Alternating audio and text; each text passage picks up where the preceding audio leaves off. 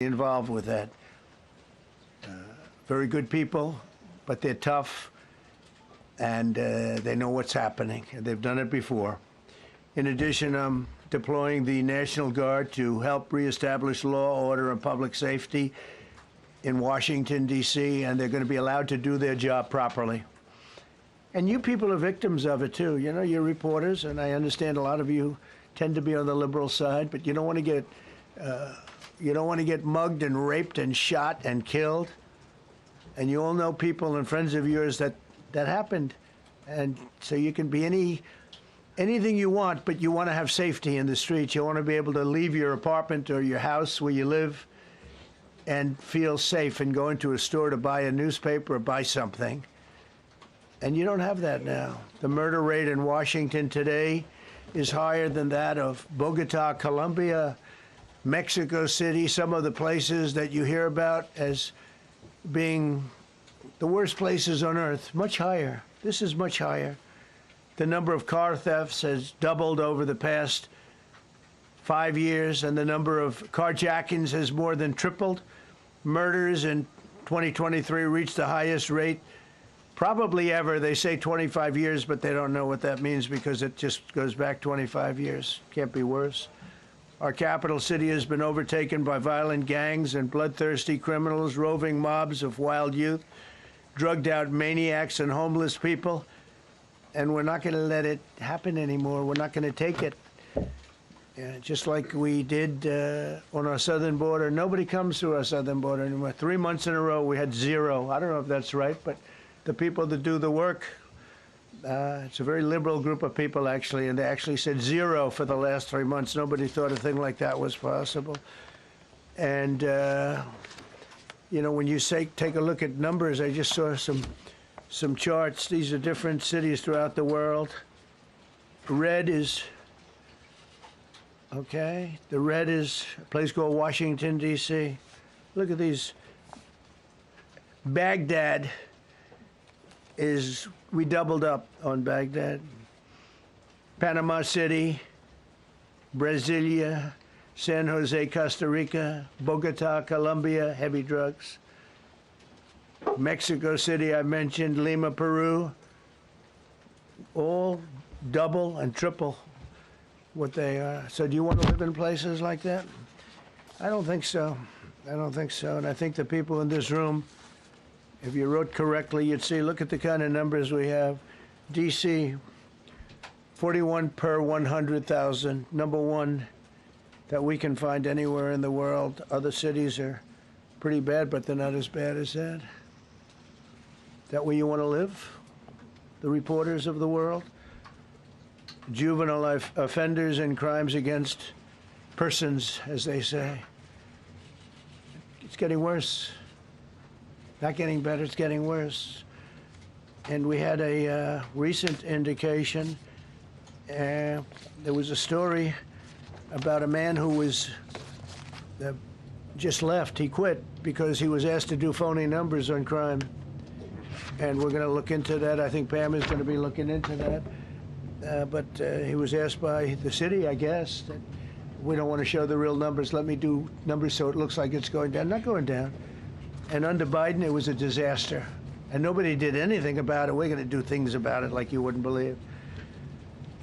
Every American has a constitutional right to be able to access and petition their government in safety, and countless federal officials and employees likewise have the right to carry out their jobs in peace without being shot. As you know, I lost a very good person a while ago, was shot, waiting for his wife. He was in the car. They robbed his car. They shot him. They killed him like it was nothing to it.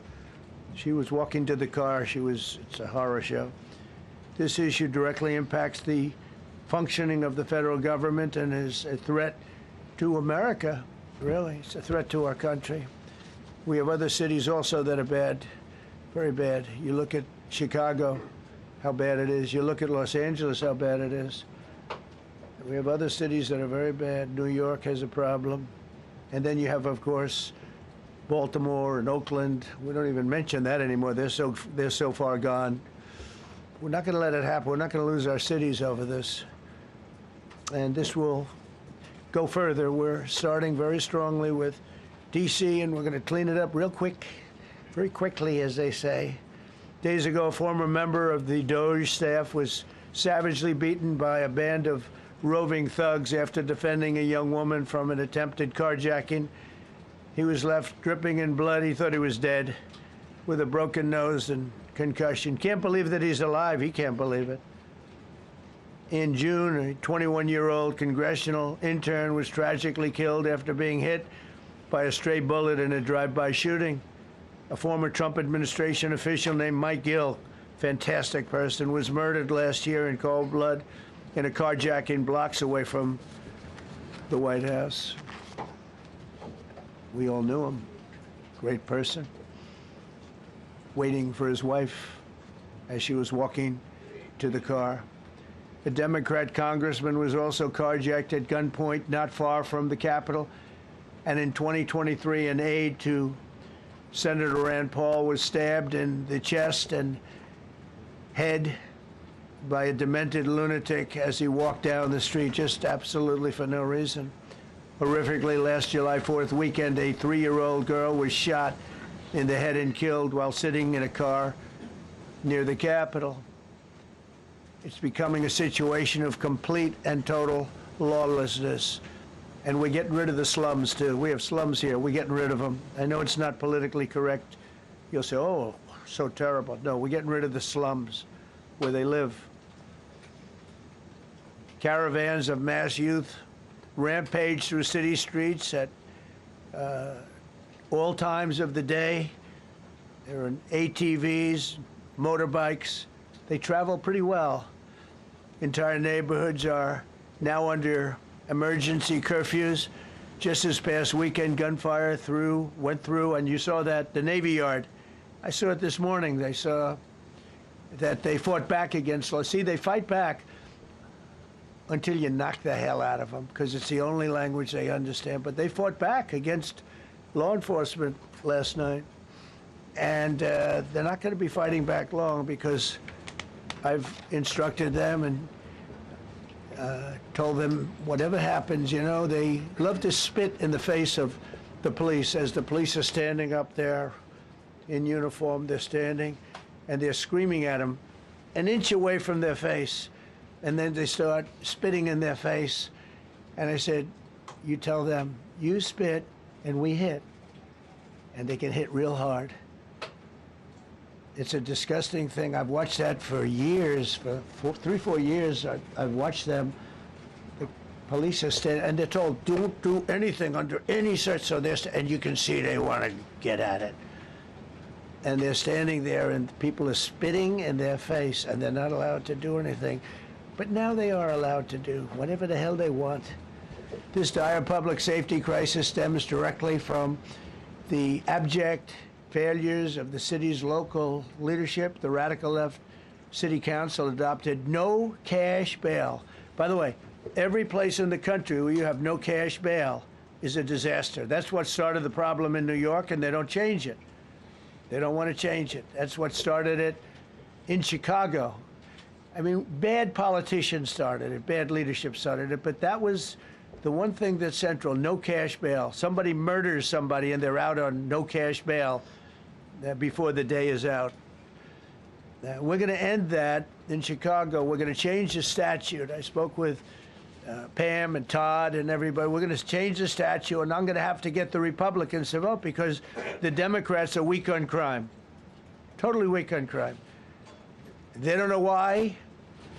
They want to stop because they get mugged too.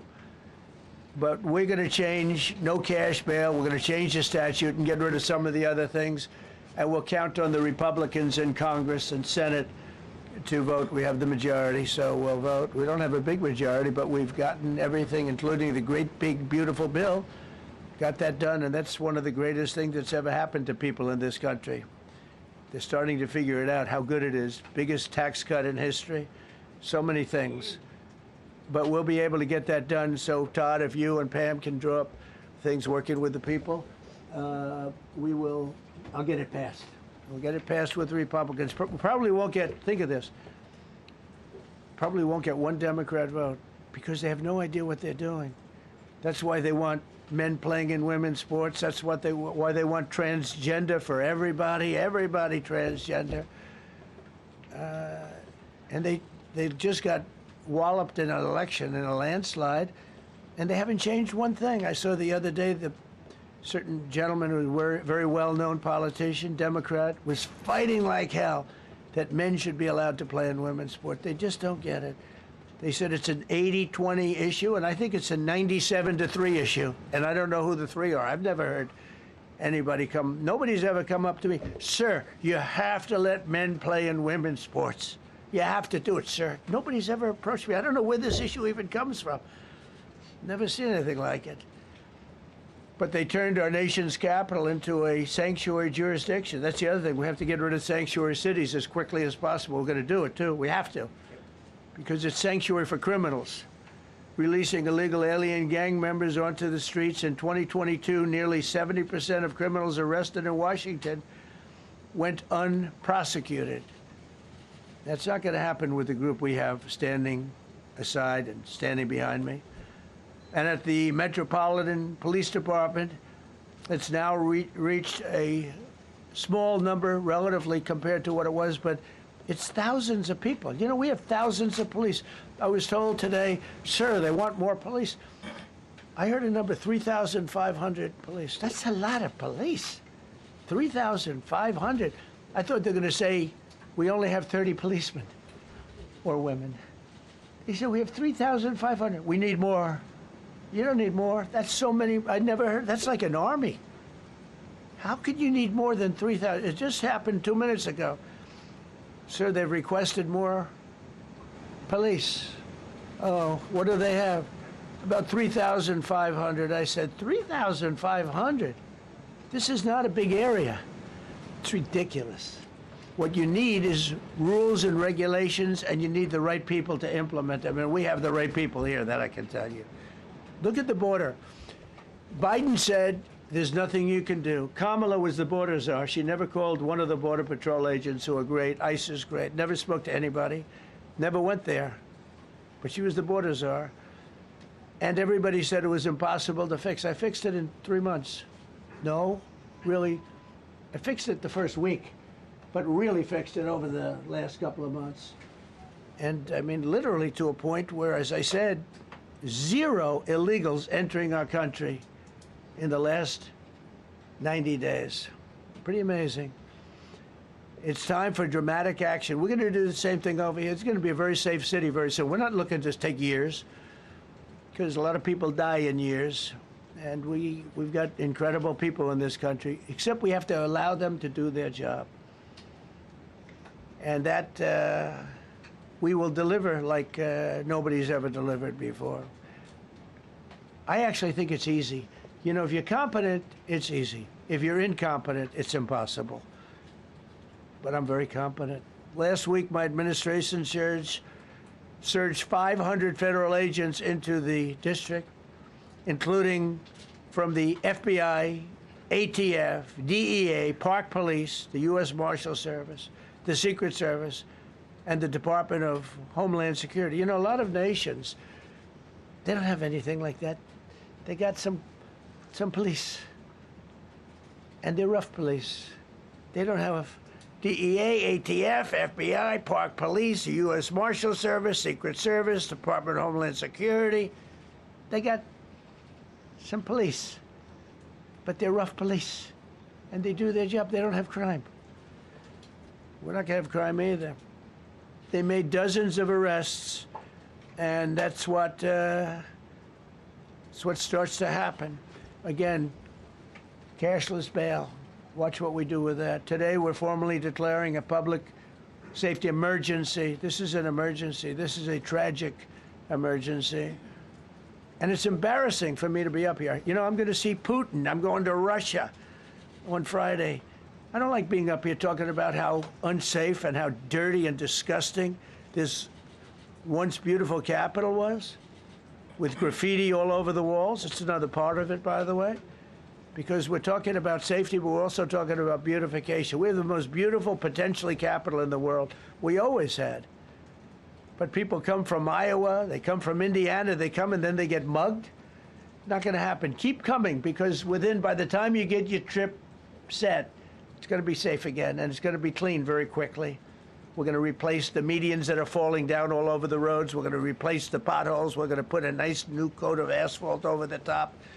No, we don't have to rip the road out and spend 7 years building a new road because they cut everything. Because some designers said, well, we need a 1/4 of an inch more turn for safety reasons. No, we're going to do it right. We're going to get it done quickly. So today we're declaring public safety emergency in the District of Columbia, and Attorney General Pam Bondi, who's fantastic, is taking command of the Metropolitan Police Department as of this moment. And I'll be making the appropriate notifications to Congress and to the mayor, our new DEA administrator, who's one of the top in the country. He better be Terry. If you're not, I'm going to get rid of you so fast. Terry Cole. Terry, thanks. Very good. We just got him. Most highly recommended person. And you'll be designated as the interim federal commissioner of the Metropolitan Police Department. Okay? And you run them tough. They're good. You have a lot of good people. You have people that shouldn't be there. You also have people that shouldn't be there. They got in there because of woke. But you have a lot of great police, and those people are the ones that want to help you. This city will no longer be a sanctuary for illegal alien criminals. We will have full, seamless, integrated cooperation at all levels of law enforcement, and we'll deploy officers across the district with an overwhelming presence. You'll have more police, and you'll be so happy because you'll be safe. When you walk down the street, you're going to see police, or you're going to see FBI agents. We're going to have a lot of agents on the street. You're going to have a lot of essentially military, and we will bring in the military if it's needed, by the way.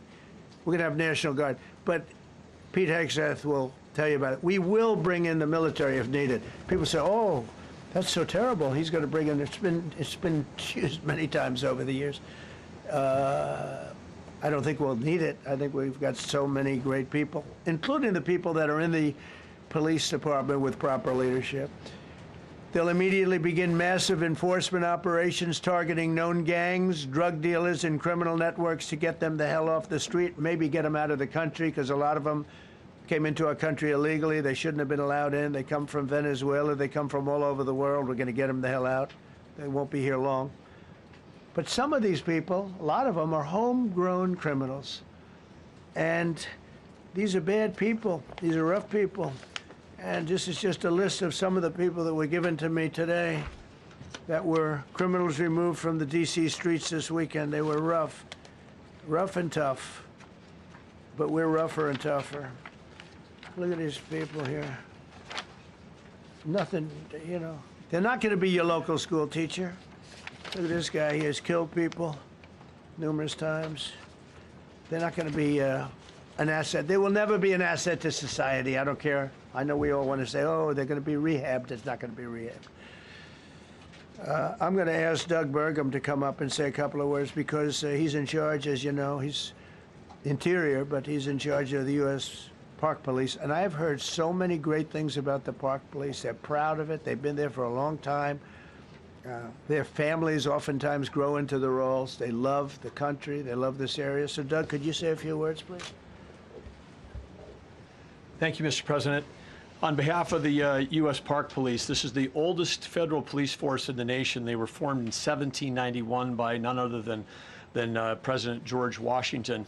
They've got the awesome responsibility of protecting our nation's most sacred monuments. The National Mall, Washington Monument, Jefferson Memorial, Lincoln Memorial, Statue of Liberty, and out west, the Presidio and the Golden Gate area. These folks have tens of millions of visitors a year, the kind of people that President Trump's talking about that come from around the country and around the world to see our sacred and learn about our history and our sacred monuments. They've been doing a fantastic job, but they are so pleased, the rank and file, that President Trump is now allowing them to enforce the law. As those of you that live in the city may know, that the circles and the triangle parks that are spread throughout D.C. are actually federal park property. So the U.S. Park Police also have responsibility for that. These became littered with homeless camps under the Biden administration. All of you saw that. Since President Trump's executive order on March 27th, making D.C. safe and beautiful again, the U.S. Park Police have removed over 70 homeless camps. And President Trump also talked about beautification. They're stopping and enforcing the laws against graffiti on our monuments. They've removed over 80 specific attacks against our history with graffiti on our monuments. So they continue to do a great job, whether it's in their vehicles, on foot, or on the mounted police that you see around the National Mall. And President Trump, they thank you. The rank and file is so happy to be enforcing the law again. Thank you for your leadership, and they're excited about the announcement you're making today. Thank you. Very good. Great job you're doing. Thank you very much. Pete, could you say something about the military, if you would? Well, Mr. President, it's an honor to be here. And at your direction this morning, we've mobilized the D.C. National Guard. It'll be operationalized by the Secretary of the Army, Dan Driscoll, through the D.C. Guard. You will see them flowing into the streets of Washington in the coming week. At your direction as well, sir, there are other units we are prepared to bring in. Other National Guard units, other specialized units. They will be strong, they will be tough, and they will stand with their law enforcement partners. This is nothing new for DOD. As the President noted, at the border, we've got 10,000 troops down there who've been operating in defense cooperation areas, defense zones, where there's zero illegal crossings because of troops on strikers scanning the border. We've been protecting other people's borders for 20 years. It's about time we protect our own, and we're working with ICE and CBP. In Los Angeles, we did the same thing, working with the California National Guard, working with ICE officers. ICE officers deserve to do their job and not be attacked. We will work alongside all D.C. police and federal law enforcement to ensure this city is safe, this city is beautiful, and as I always say about President Trump to the troops, he has their back. And my message to the National Guard and federal law enforcement in Washington is, we have your back as well. Be tough, be strong, we're right behind you. Thank you, Mr. President. I'm going to ask Pam, because she's now, as you heard me say, she's really in charge of a lot of what we're talking about. She's done an incredible job. People are going to start to see the fruits of her labor. And Pam, maybe you could say a few words about what we're talking about here. Sure, President. Let me be crystal clear. Crime in D.C. is ending, and ending today. We are going to use every power we have to fight criminals here. President, thank you for caring about our capital. Families come here every summer. Our museums are free. We have the National Zoo. We have the National Gallery. D.C. should be a place where everyone can come and feel safe. Behind me and to my side, we have some of the best career law enforcement and prosecutors in the country who are ready to take this on. As the President said, Terry Cole is going to be supervising the Metro Police Department. Gaddy Serralta, our U.S. Marshal, is going to be supervising command and control, the entire operation. Our Deputy Attorney General, Todd Blanche, and I will be working with them closely, along with our great FBI Director, Kash Patel. Kash is going to talk to you in a minute about what we did in Virginia recently with Governor Youngkin. Many of you covered that, and it was tremendously successful. Not only that, our secret weapon here in D.C. is U.S. Attorney Jeanine Pirro, one of the toughest prosecutors and a former judge. And she is going to be talking about juvenile crime, how it's out of control here, and what she's going to do to fight back. No more crime rampant in our beautiful capital. No more teenage girls beating a disabled man to death. No more of that. No more drive-bys. We're going to do everything we can. And working with the ATF Director Driscoll and Commander of the Army, we're going to all work together. That's what we all do in this room. We work together, we fight. Do not underestimate one person in this room. We're going to make D.C. beautiful. We're going to make D.C. safe again. One other thing, just at the wharf a few days ago, the area of the wharf, Terry Cole reached out to me, not even nightfall, on the weekend, where so many families and tourists go. A guy's overdosing from fentanyl on a park bench. In the middle of families around, they administered Narcan and saved his life. No more of that. The President of the United States is going to clean up D.C., and we're going to be there to help him, and we're going to be successful. Thank you. Thank you, Pam. Cash, talk about Northern Virginia, if you will. Northern Virginia, we had a big success. Thank you, Mr. President. Thank you, Attorney General Bondi, for your leadership, Deputy Attorney General, and the rest of our interagency partners. Mr. President, the following is what happens when you let good cops be cops, and I just want to highlight that before I get into Northern Virginia. This year alone, under President Trump's administration, we've had over 4,000 child victims identified and found. That's a 33% increase from the same time period last year. 33% increase. We've had a seizure of 1,500 kilograms of fentanyl up to this date. That is a 25% increase since the same time period last year. And just to put it in perspective, 1,500 kilograms of fentanyl is enough to kill 115 million Americans. 115 million Americans. Cops are getting after it. The FBI has arrested 19,000 people this year alone. Thanks to President Trump's administrations, that's double than where we were this time last year. And we have also arrested 1,600 people who have committed violent acts against children. 270 of them are human traffickers of children. Mr. President, this is what happens when you have great leadership at the Attorney General with Pam Bondi, your administration's priority of protecting the homeland and protecting American citizens and protecting our children, and the murder rates are plummeting. We are now able to report that the murder rate is on track to be the lowest in U.S. history, in modern recorded U.S. history, thanks to this team behind me and President Trump's priorities. And how do we do it? And what are we going to bring to D.C.? What we did in Northern Virginia, thanks to Terry Cole and Governor Youngkin and the team, we stood up a task force out in my Northern Virginia field office, and we said, let's let good cops be cops, let's get them the intelligence and what they need, and let's get the red tape out of their way, and let's get DOJ partnered up with us to bring great prosecutions, and that's exactly what we did. In 1 month, we arrested 545 violent felons. 545 in the state of Virginia, thanks to Governor Youngkin's partnership.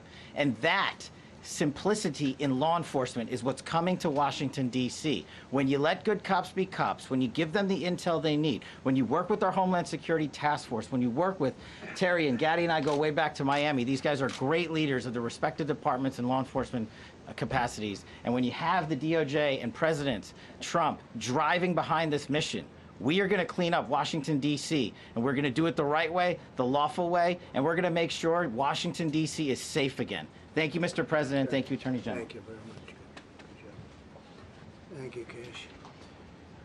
So the process begins right now. It actually started over the weekend, and we confronted a lot of very bad people. But it's going to be something that will be pretty amazing to you as you watch it.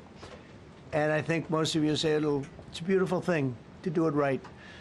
We're going to be removing homeless encampments from all over our parks, our beautiful, beautiful parks, which now a lot of people can't walk on. They're very dirty, we've got a lot of problems. But we've already started that. We're moving the encampments away, trying to take care of people. Some of those people, we don't know how they even got there. Some of those people are from different countries, different parts of the world. Nobody knows who they are. They have no idea, but they're there. We're getting rid of the people from underpasses and public spaces from all over the city. There are many places that they can go, and we're going to help them as much as you can help. But they'll not be allowed to turn our capital into a wasteland for the world to see. The Metropolitan Police Department and the federal authorities will be supported in the effort, a really big effort, the 800 D.C. National Guardsmen that we'll put on, and much more if necessary, much more.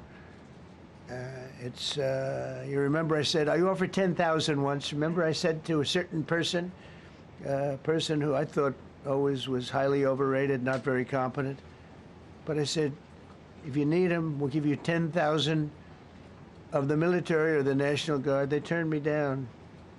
But if necessary, we're going to move service members directly to joining the Guardsmen, and that'll take place very rapidly, and that'll be done in conjunction with Pam and with Pete and everybody else.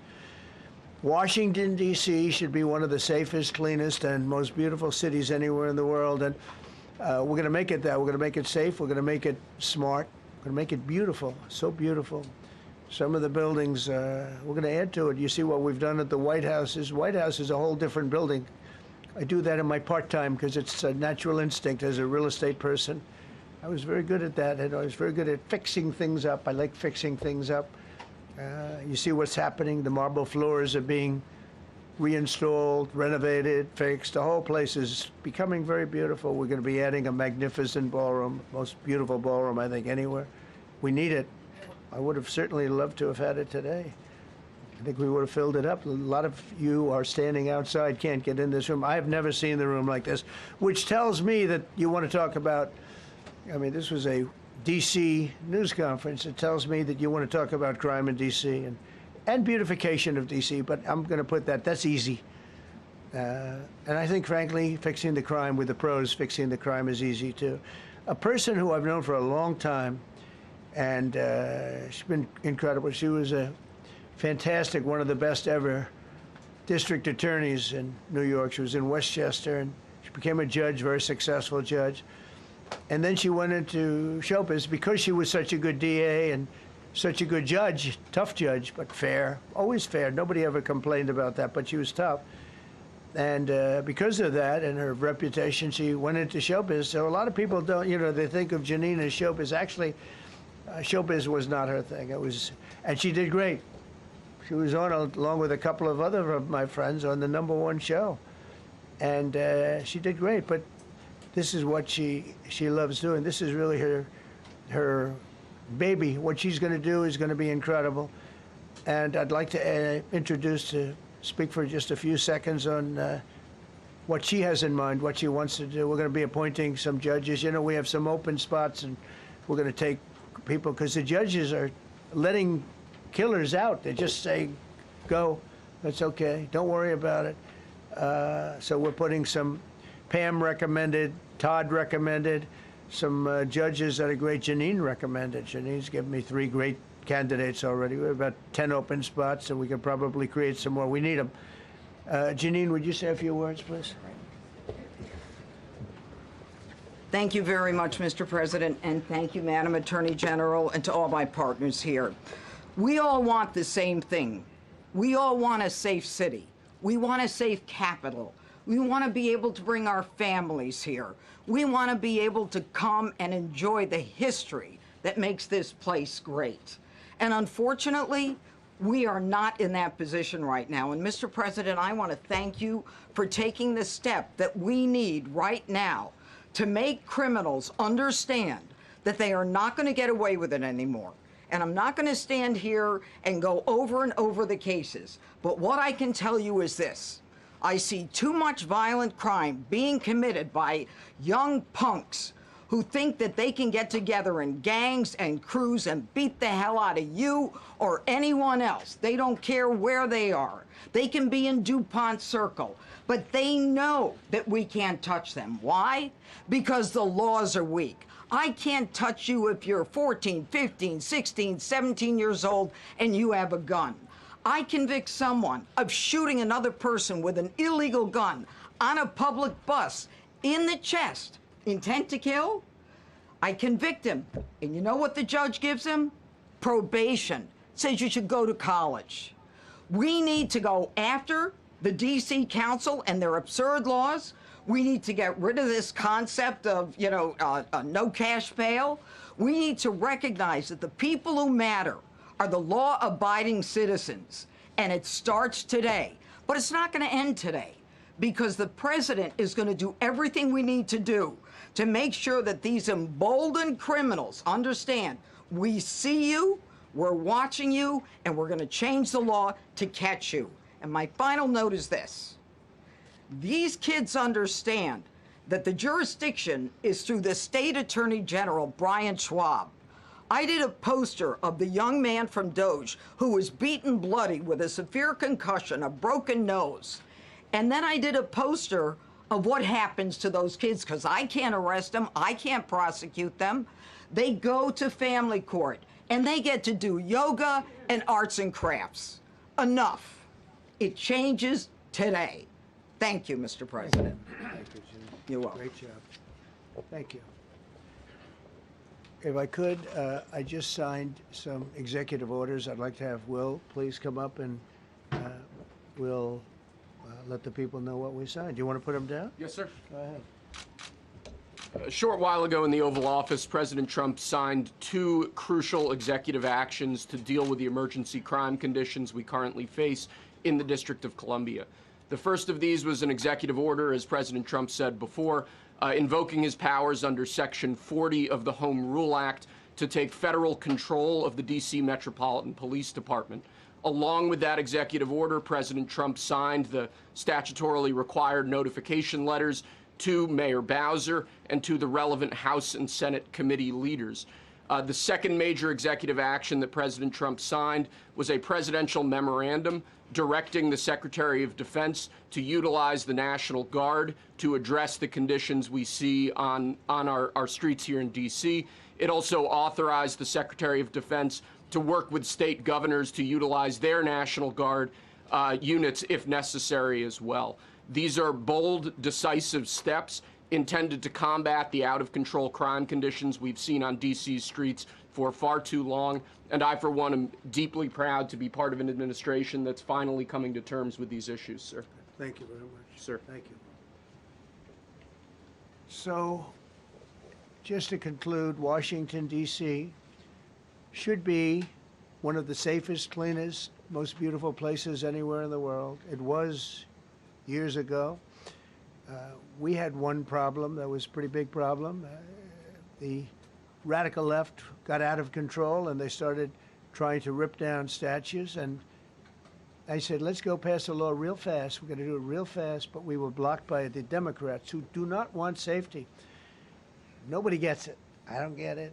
They don't get it because they can't get votes. I don't know how they can win an election with this, but they don't want safety.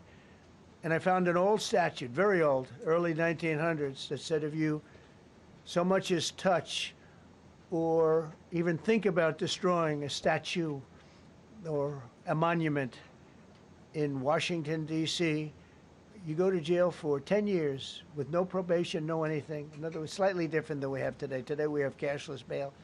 There you get jailed 10 years. No curtailed sentence, 10 years. And we took it out. Nobody used it. It was never used because, you know, it's harsh. And you remember they started to rip down the statue of Abraham Lincoln. I said, that's a tough one to rip down. He was pretty good, Pam. I think he was pretty good. When the ropes started going around Abraham Lincoln to pull him down, Andrew Jackson, others, and they were heading to the Jefferson Memorial, Thomas Jefferson.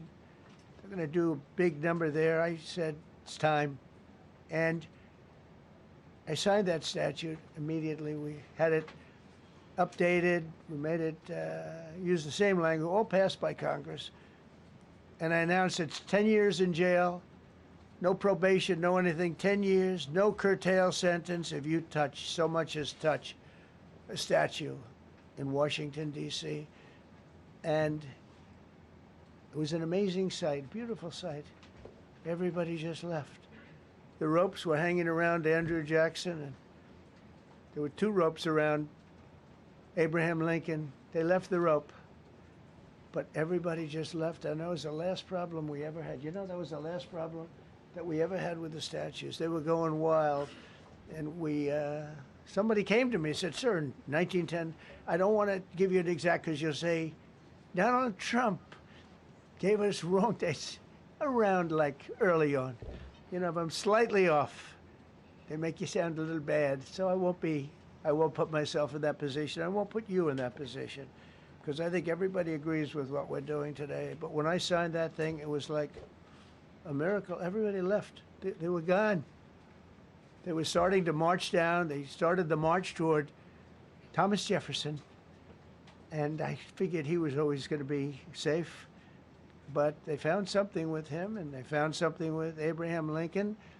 And even in the name George Washington in California, numerous places changed the name of George Washington High School and various other places. They took George Washington's name. This was a sick, woke culture that I think we've largely ended. And a lot of those people that were woke are now turning out to be the opposite. I won't go so far as to say MAGA. It's a very special category. But they've gotten out of that. But we have people that love this country, and they love this really beautiful capital. It is. I flew over it the other day, and I said, what a beautiful place. But if there's crime all over the streets, when you get there, it doesn't look so beautiful. But we're going to make it beautiful again. We're going to fix it with crime, and we're going to also, as we're doing that, we're going to start doing things that we know how to do, that I know how to do better than anybody, I guess, because of my experience from previous life. But not only are we stopping the crime, we're going to clean up the trash and the graffiti and the grime and the dirt and the broken marble panels and all of the things they've done to hurt this city. And we're going to restore the city back to the gleaming capital that everybody wants it to be. It's going to be something very special. All of these people are really tough. Could I shake your hand, Gaddy, please? You're going to be so important here. You're going to be that guy. I hope I don't have to fire him in 2 weeks because he's too soft. I don't think he's too soft. If I do, I will, though. Is it okay if you're soft, weak, and pathetic, like so many people? I will fire you so fast. You're not going to have to worry about that. No, I think you're going to do a fantastic job. And everybody in this room, they may not express it, but they all want that to happen. You know, they want to be safe, and they have families too. So it's an honor to have such a large group. I've done this for years now, hard to believe. I've never seen this room so packed. In fact, I'm sure it's a violation of every fire code. But we'll let you stay anyway. You're taking a chance. And with that, we'll say, maybe if you could, oh, wow. We could be here all day long. If we could keep the first questions, perhaps, to this subject, and then we'll go on to a few others. Please. Mr. President, thank you so much. Can you talk about how personal of an issue this is? You talked about flying over the Washington Monument and seeing the pride of what D.C. is, and do you believe that the status of the city, the cleanliness, the way that crime is low, is a direct reflection on how the country is run? Yeah, I do. I think the Capitol, look, everyone comes here. They're all coming. All the leaders, they're all wanting to come. And I say it, I've said it again, but I'm really just quoting other leaders from NATO, from the Middle East, King of Saudi Arabia, Qatar, UAE. I was over there. We brought back $5.1 trillion of investment into our country. But a month and a half ago, I was at NATO. We had a great thing. They agreed to put up 5% instead of 2%. 2% they didn't pay, 5% is already paid. We had a great meeting, and they all said the same thing. They said our country was dead. They thought our country was gone. 1 year ago, they said your country was dead. And now you have the hottest country anywhere in the world. We do. We have the hottest country in the world right now. The tariffs have helped. It's given us not only the money, it's billions, trillions of dollars of money, but it gives us great power over enemies. We solved 5 wars with Pakistan and India. We just solved one. Azerbaijan and, as you know, and Armenia. A war was raging for 37 years. And the 2 leaders got up and they said, we never thought this would be solved. Russia tried to solve it. They all tried to solve it. It was a very tough situation, but we got it done. And I said to the 2 men, I said, are you guys friends? And they had a hard time. They've been killing each other for 37 years, right? One was there 5 years, one was there for 22 years. He said, my whole life I've been fighting this war, and you got it solved. But we did many of those. We did in the Congo and Rwanda. That's been going on for 30 years. 8 to 9 million people killed that they know of, but it was raging, and we got that solved. We got a lot of them done. It's a great honor. But you want to have, when they come, the leaders come to our country to sign documents that the war is over or whatever, or for other reasons. They come for trade. And you want them to come through so beautifully. You ride down those roads, everything should be perfect. You shouldn't have medians falling down into the roadway. Median, you know, the metal things that are always, somebody had a great lobbyist, because I've never seen them look good. I've been looking at those things with the little, right? They're always broken and bad. but here they're really bad. And we're going to either put new or fix it. And it's not expensive. It's not really expensive. And we're going to fix our roads a little bit. We're going to clean up our sidewalks. You have countries where every Saturday, the people go out and they wash their sidewalks in front of their stores or their houses. They scrub their sidewalks. So we aren't quite at that level yet, I don't think. Gaddy, we're not quite there yet, but maybe we will. They go out and they scrub. I think it's so beautiful to hear that and to see those stories. But we're going to make it clean. But just to finish with your question, it's a very, very strong reflection of our country. And when they see a bad city, you know, my father always used to tell me, I had a wonderful father, very smart, and he used to say, son, when you walk into a restaurant and you see a dirty front door, don't go in, because if the front door is dirty, the kitchen's dirty also. Same thing with the Capitol. If our Capitol's dirty, our whole country is dirty, and they don't respect us. So it's a very good question, actually. Mr. President, sorry. Question for you on this specific issue. Do you expect more cities to follow DC's path if this goes through? So the idea is that Chicago, LA, San Francisco, would they expect similar action what we've seen in DC? And the other question, sir, there's reporting that the administration is going to reclassify marijuana. Would that send mixed messages that if marijuana is okay, some drugs are okay, but we're trying to clean up crime? How do they go hand in hand? We're only looking at that. That's early, but you know, somebody reported it, which is fine. We're looking at it. Some people like it, some people hate it. Some people hate the whole concept of marijuana because if it does bad for the children, it does bad for people that are older than children. But we're looking at reclassification, and we'll make a determination over the next few weeks. And that determination hopefully will be the right one. It's a very complicated subject, the subject of marijuana. I've heard great things having to do with medical, and I've had bad things having to do with just about everything else. But medical and, for pain and various things, I've heard some pretty good things, but for other things, I've heard some pretty bad things. The other part of your question, I mean, we're just going to see what happens with it all. We're going to have a tremendous success in what we're doing. Other cities are hopefully watching this. They're all watching, just like everyone's watching here. They're all watching, and maybe they'll clean up, and maybe they'll do this and get rid of the cashless bail thing and all of the things that caused the problem. I mean, if you go back, this whole thing with cashless bail is a disaster. So many problems came that we never had before. So they're watching us today, and if they don't learn their lesson, if they haven't studied us properly, because we're going to be very successful. I have zero doubt about that. It's going to be. It's a question of will it be really fast, like the border. You know, everyone said, they used to say, Biden used to say, I need legislation. I didn't get any legislation. I called up our people, and we did a great job. Tom Homan was great. As you know, our secretary did a great job. They did a great job. There's no games. They didn't play games. And we're going to have the same thing here. But then I'm going to look at New York in a little while. Let's do this. Let's do this together. Let's see. It's going to go pretty quickly. And if we need to, we're going to do the same thing in Chicago, which is a disaster. We have a mayor there who's totally incompetent. He's an incompetent man. And we have an incompetent governor there. Pritzker's an incompetent. His family threw him out of the business, and he ran for governor. And now I understand he wants to be president.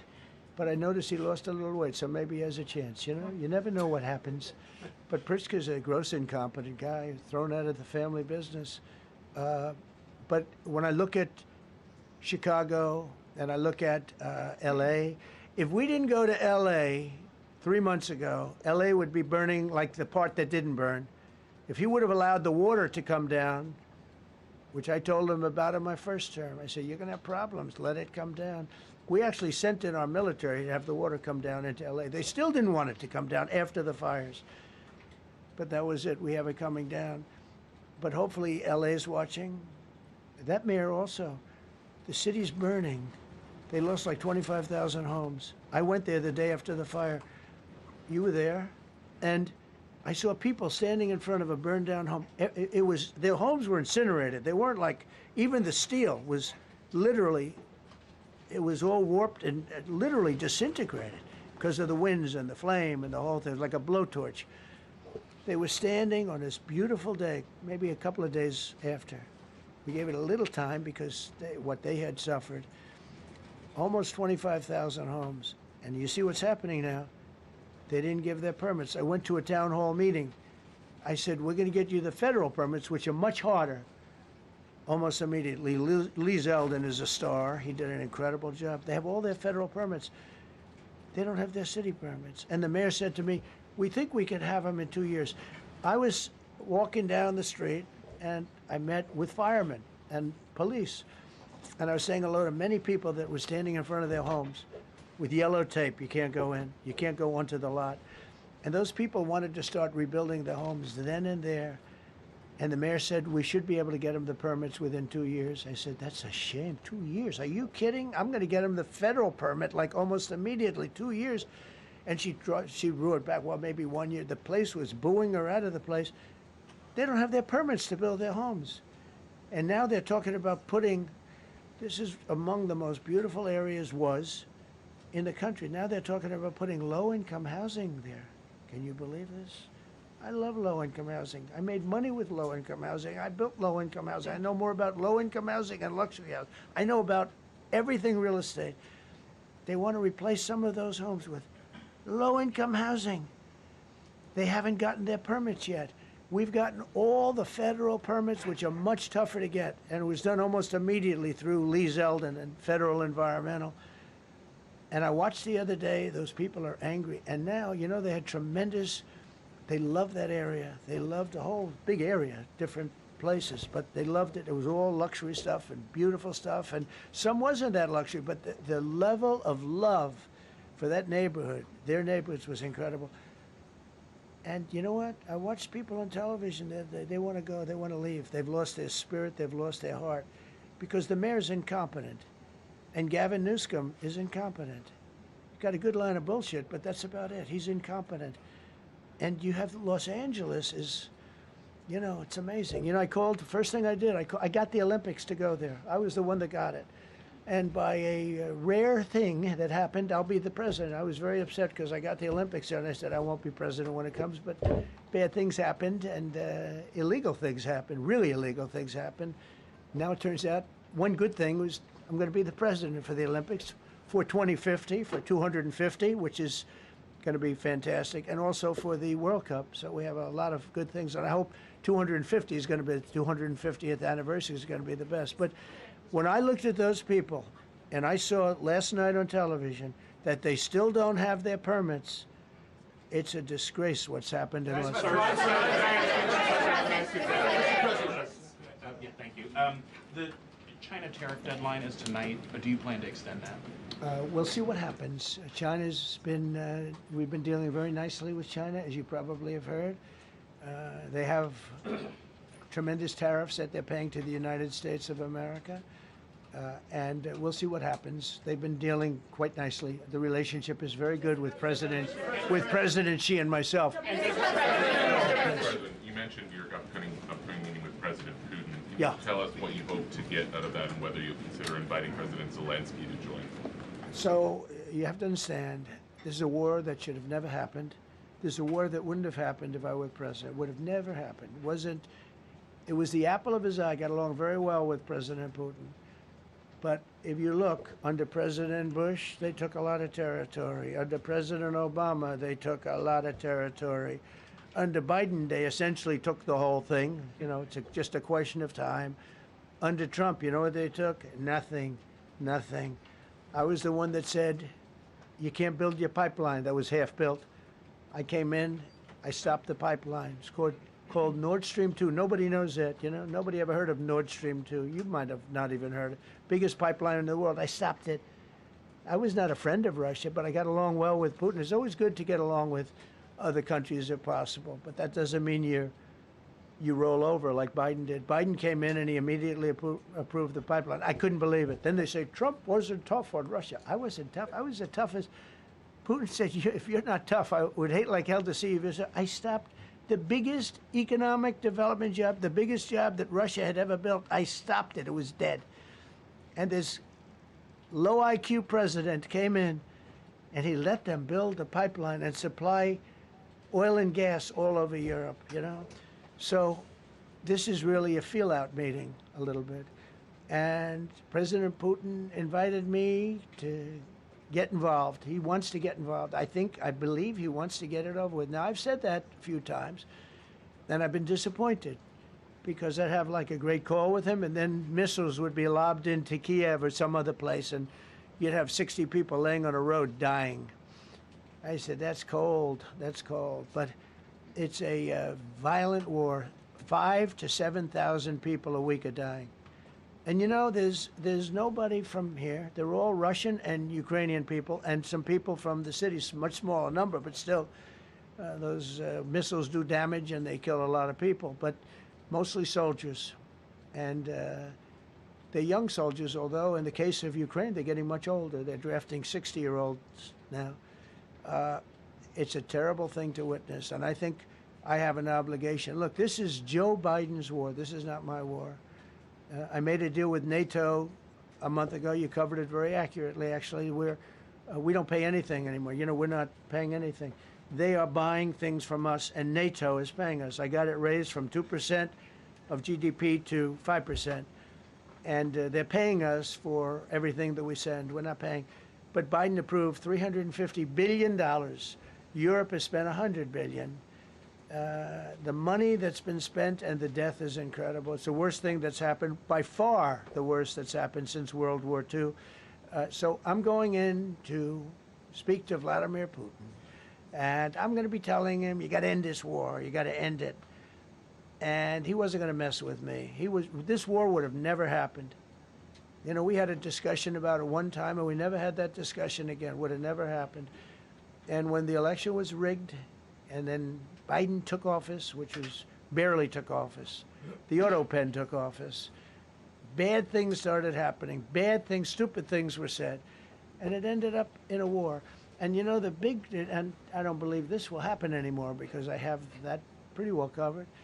This could end up in a third world war. This could have been a third world war. I don't think that's going to happen now. But I thought it was very respectful that the president of Russia is coming to our country as opposed to us going to his country or even a third-party place. But I think we'll have constructive conversations. Then after that meeting, immediately, maybe as I'm flying out, maybe as I'm leaving the room, I'll be calling the European leaders who I get along with very well. And, you know, I have a great relationship, I think, with all of them. And I get along with Zelensky, but, you know, I disagree with what he's done. Very, very severely disagree. This is a war that should have never happened, wouldn't have happened. But I'll be speaking to Zelensky. The next meeting will be with Zelensky and Putin, or Zelensky and Putin and me. I'll be there if they need. But I want to have a meeting set up between the two leaders. I was a little bothered by the fact that Zelensky was saying, well, I have to get constitutional approval. I mean, he's got approval to go into war and kill everybody, but he needs approval to do a land swap because there'll be some land swapping going on. I know that through Russia and through conversations with everybody to the good, for the good of Ukraine. Good stuff, not bad stuff. Also, some bad stuff for both. So there's good and there's bad. But it's very complex because you have lines that are very uneven, and there'll be some swapping, there'll be some changes in land, and the word that they will use is, you know, they make changes. We're going to change the lines, the battle lines. Russia's occupied a big portion of Ukraine. They've occupied some very prime territory. We're going to try and get some of that territory back for Ukraine. But they've taken some very prime territory. They've taken largely ocean, you know, in real estate we call it oceanfront property. That's always the most valuable property. If you're in a lake, a river, or an ocean, it's always the best property. Well, Ukraine, a lot of people don't know that Ukraine was largely 1,000 miles of ocean. That's gone. Other than one small area, Odessa, it's a small area. There's just a little bit of water left. So I'm going to go and see the parameters. Now, I may leave and say, good luck, and that'll be the end. I may say this is not going to be settled. I mean, there are those that believe that Putin wanted all of Ukraine. I happen to be one of them, by the way. I think if it weren't for me, he would not be even talking to anybody else right now. But I'm going to meet with him. We're going to see what the parameters are. I'm then going to call up President Zelensky and the European leaders right after the meeting, yeah. And I'm going to tell them what kind of a deal. I'm not going to make a deal. It's not up to me to make a deal. I think a deal should be made for both. I think Russia has to get back into building their country. It's a massive country. I think they have 11 time zones, if you can believe it. It's a massive, it's by far, from the standpoint of land, it's by far the largest. They have tremendous potential in Russia to do well. They're not doing well. Their economy is not doing well right now because it's been very well disturbed by this. It doesn't help when the President of the United States tells their largest or second largest oil buyer that we're putting a 50% tariff on you if you buy oil from Russia. That was a big blow. And then they say, gee, he wasn't so tough. Nobody else would have done that. And I haven't stopped there. I mean, look, I was all set to do things far bigger than that, but I got a call that they'd like to meet, and I'm going to see what they want to meet about. I'd like to see a ceasefire. I'd like to see the best deal that could be made for both parties. You know, it takes two to tango, right? So ultimately, I'll have a meeting next week. I had a great relationship with him, considering the fact that, you know, I was not nice to him because of the pipeline. I ended the pipeline. I also gave the javelins. Do you ever hear of a javelin? Javelin is called a tank buster. They say that Obama gave them sheets and I gave them javelins. If it weren't for me, all those tanks that were destroyed at the first days of the war because the tanks got stuck in the mud, some commander made a better. You know, they would have been in Kiev in 4 hours going down the highway. But a Russian general made a brilliant decision to go through the farmland instead. And they just had torrential rains, and the rains were so bad, and it was mud, and those tanks got stuck in the mud. I don't know who that general is, but knowing Vladimir, he's probably not around any longer because all those tanks were stuck in the mud, and they went along with the javelins. I gave them the javelins. You know that, right? I gave them javelins. They gave them sheets. But I'm going to meet with President Putin, and we're going to see what he has in mind. And if it's a fair deal, I'll reveal it to the European Union leaders and to the NATO leaders and also to President Zelensky. I think out of respect, I'll call him first. And then I'll call them after. And I may say, lots of luck, keep fighting. Or I may say, we can make a deal. If not, I will tell you this. I've seen a poll coming out of Ukraine. 88% of the people would like to see a deal made. And if you go back 3 years, everybody was gung-ho for war. You know, everybody's gung-ho for war until you have it. It's an amazing thing. I had it with a couple of countries where I couldn't get a deal done with one particular country. And I just couldn't. The guy's great. He's a friend of mine. Great. Good leader. Tough as hell. I couldn't get the deal done. And then he went into war for a short period of time. You know where I'm talking about. First term. And it was nasty. Guys being killed all over the place. And he went through 1 week of war, and I was able to get the deal done. He said, this is nasty. Yes, please. Yeah, just to follow up on what you were saying there. First of all, Volodymyr Zelensky is not invited on Friday? He wasn't a part of it. I would say he could go, but he's gone to a lot of meetings. You know, he's been there for 3.5 years. Nothing happened. And what is the definition? I mean, do you want somebody that's been doing this for 3.5 years? What's the definition of a good deal? I'll tell you after I hear what the deal is. Because there could be many definitions. You know, you're talking about a very large and complex situation. Now, I tell you, the war that I just settled with Azerbaijan and with, as you know, in Armenia was almost as complex as this one, having to do with routes, trade. Meeting on Friday with Vladimir Putin. Well, we're going to have a meeting with Vladimir Putin, and at the end of that meeting, probably in the first 2 minutes, I'll know exactly whether or not a deal can be made. How will you know that? Because that's what I do. I make deals.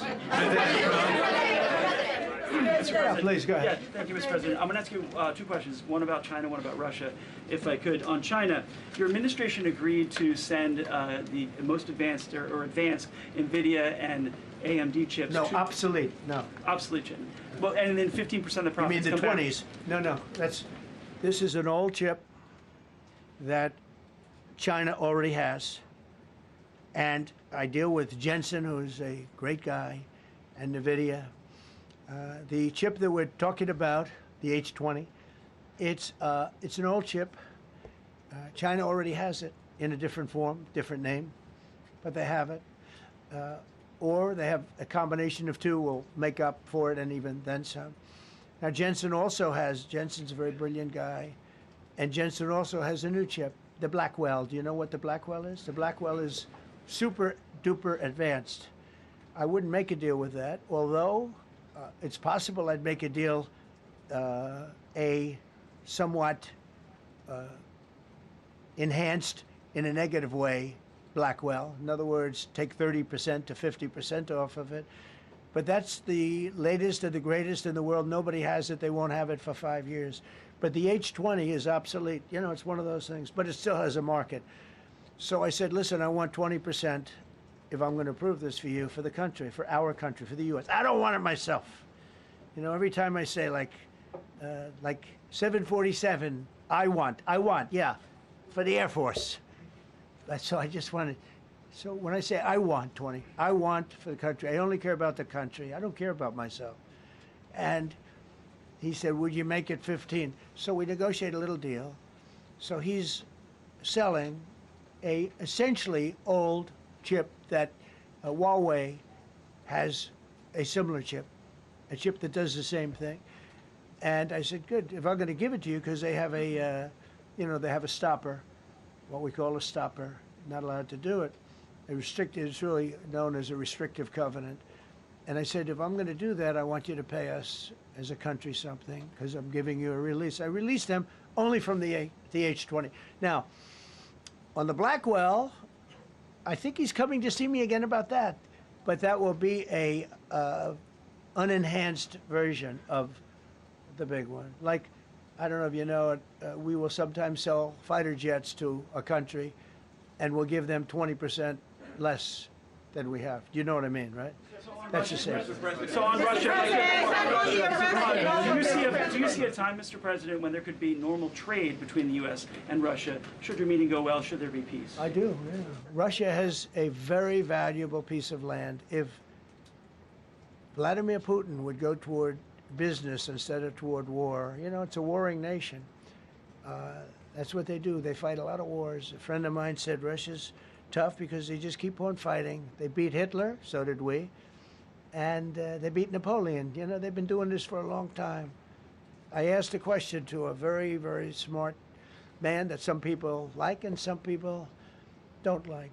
Viktor Orban, right? From Hungary, the head of Hungary. And he's in that same area and knows the two countries very well. I said, this was before Biden didn't do anything to get us out of it. He could have gotten us out of that. It would have never happened. I said, so can Russia be beaten by Ukraine? He looked at me like, what a stupid question. He said, Russia's a massive country, and they win their country and they win their life through wars. They fight wars. That's what they do. He said, China beats you with trade. Russia beats you with war. That was a very interesting statement. China's not beating us with trade, not when I'm in charge. But they were beating Biden with trade, but they never beat us with trade. Don't forget, China had to pay $400 billion worth of tariffs when I was last time. That was last time. And if we didn't have COVID, all of this stuff we would be loaded. We're finding hundreds of billions of dollars of cash is pouring into our country now because of tariffs. And all we're doing is we're doing what they do to us. It's so beautiful to see it. They found last month, as you saw, $25 billion of excess cash flow. They're saying, where did it come from? I said, I'll tell you where it came from. It came from a place called tariffs, and we're doing very well. We're really doing well. But I expect to have a meeting with Putin that I think it'll be good, but it might be bad. And I'm here for one reason, to get rid of a war that somebody else started. Should have never happened. And if I could end it, great. Complex war, a lot of bad blood, But Zelensky's been there for 3.5 years. So if you put them in a room, now I will say this, ultimately I'm going to put the two of them in a room. I'll be there or won't be there, and I think it'll get solved. Yeah, please be happy. Thank you, Mr. President. Excuse me, I'm going to suggest, because do you have any other questions on DC? Because I don't want them to be, wait. These are incredible people. I don't want them to be standing up here on subjects. Does anybody have a question of them? And then you guys can leave. Okay, a question, Brian, go ahead. Thank you, Mr. President. All right. And by the way, this is only on DC, and then they're going to leave because it's unfair to have them stand up here all day long. I agree. Brian. I've got two questions for you. First, about DC. This is personal for me as well. Last year, I was robbed on the streets by one of these teenage thugs. Had a gun, got away with it. Let's talk about the effort that between law enforcement, prosecutors, and judges, because it's a recycling belt. Like, these kids go, they don't fear the police. They know it. If you talk about how we've got to get these judges and put these kids behind bars, Right. Adult crimes deserve adult penalties. And my second question, I'll after you answer that, please. You want me to answer Or it? whoever wants to take it. Okay, it's real. Do you want me to answer it? Here's the problem. Assuming that they're 17 years, older than 17 years old, I can get the case. If they're under 18 years of age, I can only get the case if it's murder, rob one, rape, or even if they shoot a gun but don't kill you, I can't get it. So the law has to be changed. As the president said, cashless bail. That has to be changed. All right, then, even assuming I get the case, I get jurisdiction, I get a conviction, the DC Council has given the judges the ability to give probation on shootings. And so then it's up to them. All of these things, the Youth Rehabilitation Incarceration Reduction Act, and now they want to seal records. So if we work hard, we get a conviction, they want to wipe it out. So that needs all to be changed. Okay, Mr. Question. Pam, would you answer that also? Yeah, and just back to that topic, let's be clear though, we're going to charge them and we're going to track every single thing they do throughout every step of the court process and report back to you and let all of you know what's happening to them, because the people who are prosecuting them, the judges who are trying them, they also need to be held accountable. Mr. President, you also made a comment. You made a comment in your office. This is the most people we've ever seen in this briefing. I've never seen ever, right? I've never seen any. Where's Caroline? Where's my superstar? Caroline. Is Caroline in the back? Where's Caroline? Come here, Caroline. Come here, Caroline. Come here. Is she doing a good job, by the way? Come here, Caroline. Is this the largest crowd that you've ever seen? This is definitely the most packed briefing, and I think all of you would agree. I think it's why we need to build a ballroom. Mr. President, I have a better idea. All right, Brian, go ahead. My question is this. You're building the big, beautiful ballroom. Yeah. Could we build a big, beautiful briefing room, updated technology, more seats? I don't want to do that. I don't want you to be comfortable. So no, I don't want to make life comfortable. So look. Let's just do this. Let's do this. It's going to be a big thing. We're going to Russia. That's going to be a big deal. What happens, happens. I'll let you know what happens. You'll be the first to know.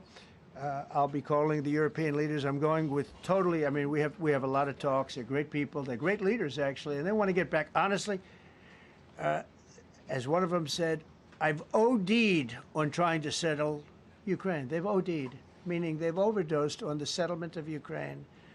Not a nice expression, but boy, is it accurate. They're tired of it. They want to get back to spending money on their countries. You know, Biden gave them $350 billion. Europe gave $100 billion. It should be much more than that. Shouldn't have been that kind of, they should have had equalization, but they didn't. But you know what? Still a lot of money. They want to get back to building their own countries. They really want it resolved. My relationship with the European leaders, as you saw, is extremely good. It's perfect. It's beautiful. Wait. And we're going to try. I'll be in touch with them. I have 5 of them call me. You think it's easy? There are a lot of European leaders, but they rely on me. Very much rely on me. If it wasn't for me, this thing would never get solved until the last person breathing is dead. Would you talk to them before? Mr. President. Yeah, I did. I'm talking to him right now. President. So I'm talking to the European leaders. I'll be talking to President Zelensky. I'm going to get everybody's ideas. I go into that thing fully loaded right up there, and we're going to see what happens. Now, I think one of 2 things is going to happen. It's going to be a good meeting, and we'll go a step further. We'll get it done. I'd like to see a ceasefire very, very quickly. Very quick. I'd like to see it immediately, but I'd like to see it very quickly. And we're going to be dealing with the European leaders, and we're going to be dealing with President Zelensky, and hopefully we're going to have a great success. As far as this, what we did today, and I think you were here for D.C. more so than even Russia, because Russia will be, we have a couple of days to go, but the Russia is going to be very interesting. But to me, what is very exciting, and we're going to take back our capital. We're going to make it beautiful again, but we're going to make it, more importantly, safe again. It's going to be so safe. It's going to be a model.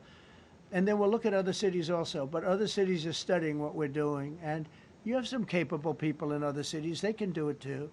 But we have a great group of professionals. We're going to have a safe, beautiful capital, and it's going to happen very quickly. Thank you all. Thank you all very much.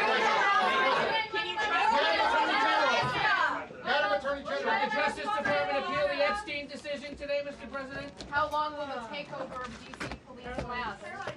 We'll see you guys tomorrow. We'll have another briefing. We'll see the National Guard on their streets. All of them. Will we get more prisons out of this, sir?